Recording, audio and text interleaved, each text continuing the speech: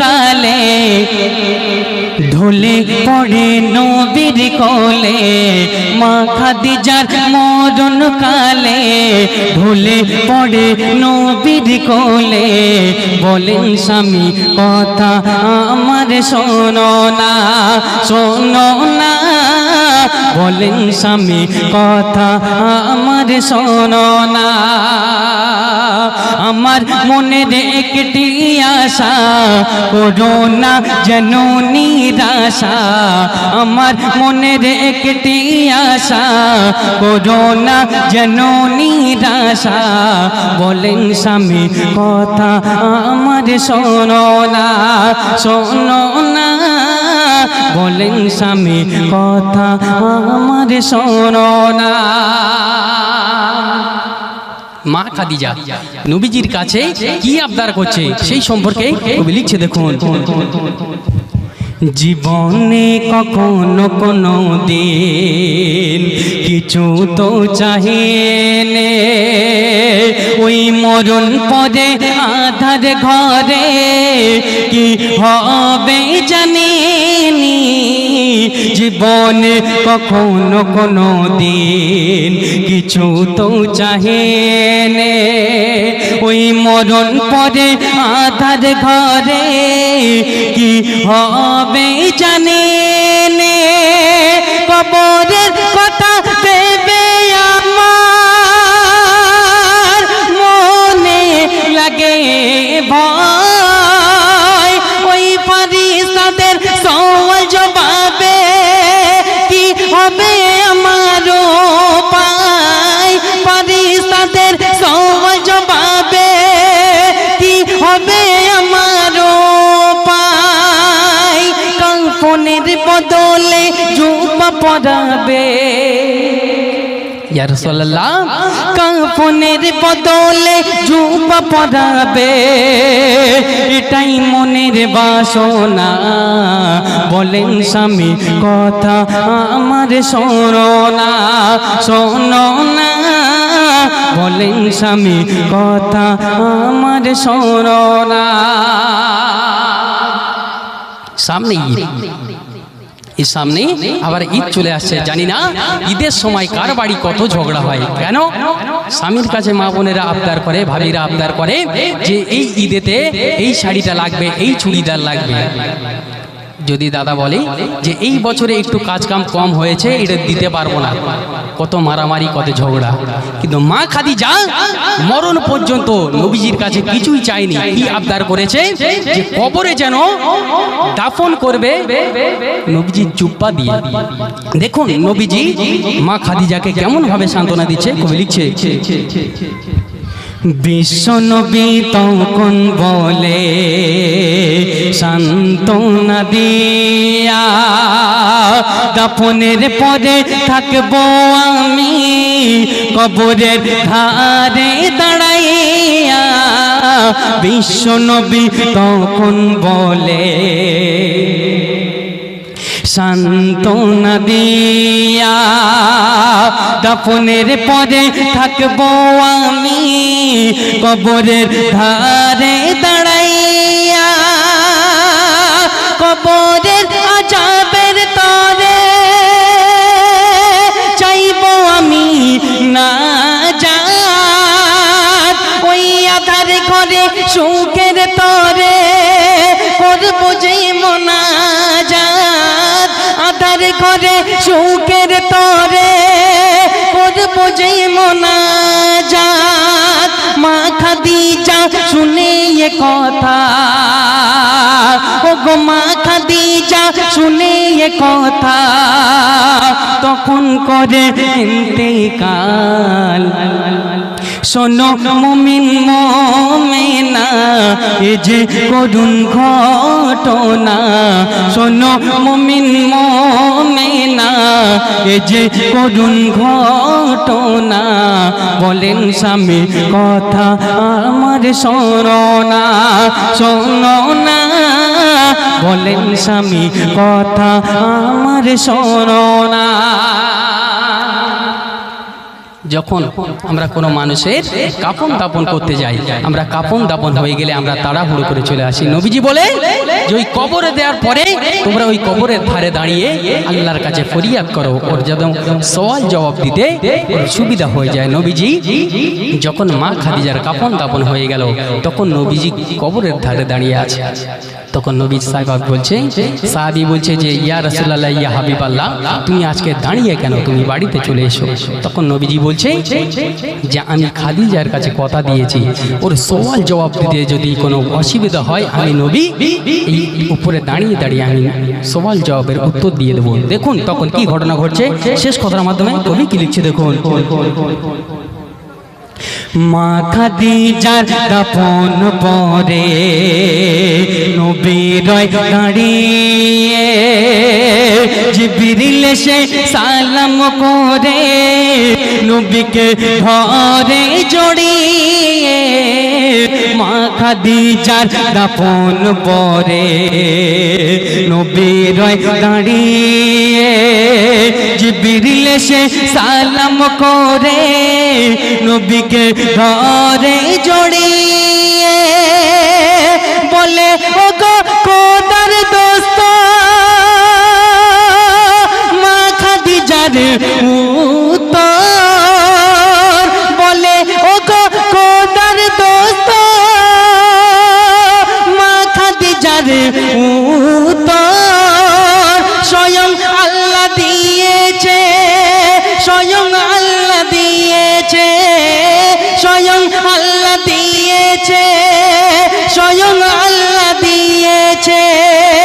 আর থেকো না দাঁড়িয়ে তুমি ইয়া রাসূলুল্লাহ, আর থেকো না দাঁড়িয়ে তুমি মুছে ফেলো চোখের পানে। শোনো শোনো সাগির কবি, শোনো শোনো সাগির কবি, পূরণ করো আল্লাহর দাবি। শোনো শোনো সাগির কবি, পূরণ করো আল্লাহর দাবি। নইলে কবরে উত্তর দিতে পারবে না, পারবে না, নইলে কবরে উত্তর দিতে পারবে না। মা খাদিজার মরণ কালে ঢলে পড়ে নবীর কোলে, বলেন স্বামী কথা আমার শোনো না, শোনো না, বলেন স্বামী কথা আমার শোনো না। আজকের এই নারীদের পেট থেকে কত আলেম এসেছে, কত নবী রসুল এসেছে, কেন এই নারীরা কেন বেশি বেশি জাহান্নামে? একদিন নবীজি মেরাজের রাতে গিয়েছে, মেরাজে গিয়ে জান্নাত জাহান্নাম যখন প্রদর্শন করছে দেখছে বেশি বেশি নারীরা কেন জাহান্নামে। সেই গজল শোনাবো ইনশাআল্লাহ। তার আগে কমিটির গজল বলার আগে আচ্ছা মা নেই কার কার একটু হাত তুলবে, কারণ গজলটা গাইতে সুবিধা হবে। মা নেই? আচ্ছা সত্যি কথা বলো, যখন কোনো বড় বেদনা পাও, যখন কোনো বড় কষ্ট পাও, তোমার মায়ের কথা মনে ওঠে তো? দেখুন সবাই মন দিয়ে শুনবেন, এই এতক্ষণ পর্যন্ত অনুষ্ঠান চলছে একটাও মায়ের গজল হয়নি, সবাই মন দিয়ে শুনবেন। ওই ভাইজানের যখন মা জননী মারা গিয়েছে তখন ভাইজানের কতই কষ্ট হয়েছে, কতই আঘাত হয়েছে। যখন মা জননীর মোরা মুখ দেখেছে, যখন কাপন দাপন হয়ে গেছে, তখন ওই ভাইজানের কি অবস্থা হচ্ছে সেই সম্পর্কে কবি লিখছে দেখুন। ভুলতেই গো পারিনি মা গো তোমায় আমি,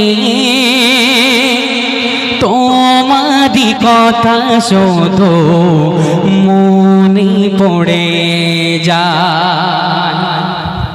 অনেক মায়েদের আছে, অনেক ভাবিদের আছে, মা এই দুনিয়াতে নেই, সেই সম্পর্কে কবি লিখছে দেখুন। ভুলতেই গো পারিনি মা গো তোমায় আমি, তোমারি কথা শুধু মনে পড়ে যায়। গর্ভধারিণী জনম দুঃখিনী, গর্ভধারিণী জনম দুঃখিনী, মোর মা নেই আর এই দুনিয়ায়, ভুলতে গো পারিনে মা গো তোমায় আমি, তোমারই কথা শুধু মনে পড়ে যায়। যখন ভাই যায় মা জননীকে যখন মরা মুখ দেখেছে, যখন মা জননীর খাটিয়াতে মা জননী যখন মরা মুখ দেখেছে তখন কি অবস্থা হয়েছে সেই সম্পর্কে কবি লিখছে দেখুন। খাটিয়াতে গিয়ে মার দেখি যে মুখটা, মায়ের চাঁদ মুখ দেখে ফেটে যায় বুকটা। খাটিয়াতে গিয়ে মার দেখি যে মুখটা, মায়ের চাঁদ মুখ দেখে ফেটে যায় বুকটা। সাদা কাফনেতে ঢাকা মা চোখ মেলে দেখে না, যত কাঁদি মাকে ধরে মা কথার বলে না। আসবে না ফিরে মার ঘরে, আসবে না ফিরে মার ঘরে, আধার কবরেতে মা থাকবে গো ধুলা। ভুলতে গো পারিনে মা গো তোমায় আমি, তোমারই কথা শুধু মনে পড়ে যায়। যখন মা জননীর পেটেতে আমরা ছিলাম, মা জননীর পেটে যখন ছিলাম, পেটের ভিতরতে কত দুপদাপ লাথি দিয়েছি মা জননী সহ্য করে নিয়েছে, আমাদের কিছুই বলেনি। যখন আমরা স্কুলেতে যেতাম মায়ের কাছে আবদার করতাম, মা জননী আজকে যদি না টাকা দাও আমরা স্কুলে যাব না। মা জননী কি করে? মা জননীর আঁচলে যা থাকে আমাদেরকে দিয়ে দেয়। দেখুন সেই সম্পর্কে কবি লিখছে দেখুন।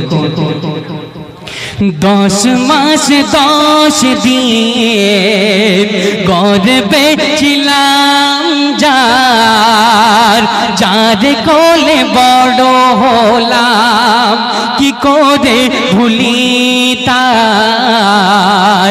10 মাস 10 দিন গর্ভে ছিলাম যার, যার কোলে বড় হলাম কি করে ভুলি তার। যার কাছে ভালোবেসে কত করেছি গো আবদার, যারা চলের তলায় কেঁদেছি গো বারবার। সে আমার জননী তাকে আজও ভুলিনি, সে আমার জননী তাকে আজও ভুলিনি। মা তোমাকে ছাড়া মে বড় অসহায়, ভুলতে গো পারিনে মা গো তোমায় আমি, তোমারই কথা শুধু মনে পড়ে যায়। গর্ভধারিণী জনম দুঃখিনী মোর মাঝি নেই আর এই দুনিয়ায়, ভুলতে গো পারিনে মা গো তোমায় আমি, তোমারই কথা শুধু মনে পড়ে যায়। শেষ কথা, মা জননী আমরা কতই কষ্ট দিই মা জননীকে।